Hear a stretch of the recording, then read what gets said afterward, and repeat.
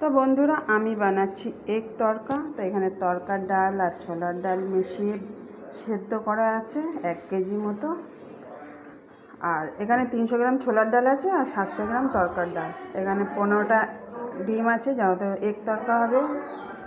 আর এখানে প্রায় 1 কেজি না 1 কেজি মানে 5-6টা বড় বড়, মানে 1 কেজি ধরে রাখো, 1 কেজির মতো পেঁয়াজ আছে।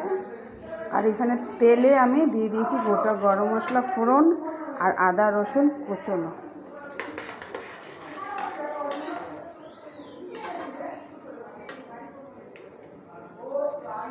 তো এটা হালকা একটু লালচে হয়ে গেছে, এবার দিয়ে দেবো পেঁয়াজটা।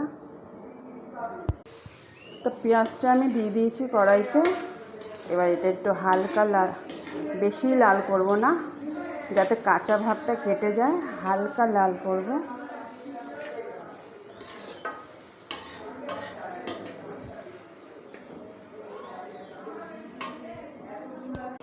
তো বন্ধুরা আমার পেঁয়াজটা হালকা লাল হয়ে গেছে, ওর মধ্যে আমি 6-7টা কাঁচা লঙ্কাও দিয়ে দিয়েছি কুচিয়ে।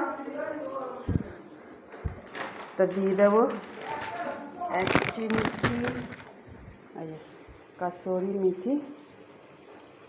তো আমি পরে আবার দেবো, ওই জন্য এখন একটু অল্প করে দিলাম।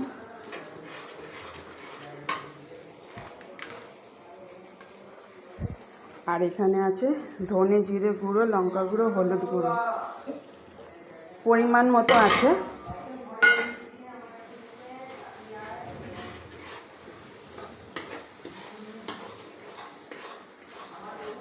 ধনে জিরে 2 চামচ আছে বড় বড়, লঙ্কা গুঁড়োটা 1.5 চামচ আর হলুদ 1 চামচ। আমি হলুদ কালারটা কম দিই, তরকাতে বেশি হলুদ ভাল লাগে না, হলুদটা কম দিয়েছি।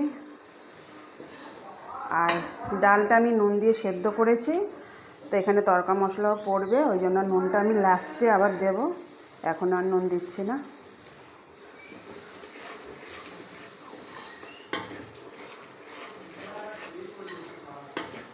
তো এটা আমার মোটামুটি কষানো হয়ে গেছে।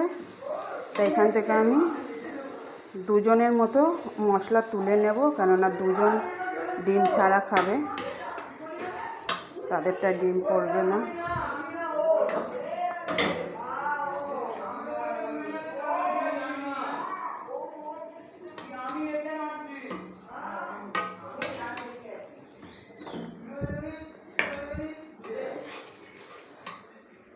তাই ডিমটা আমি একটু ডিমটা ফাটিয়ে নেব। তো আমি ডিমটা ফাটিয়ে নিয়েছি, এবার আমি ডিমটা দিয়ে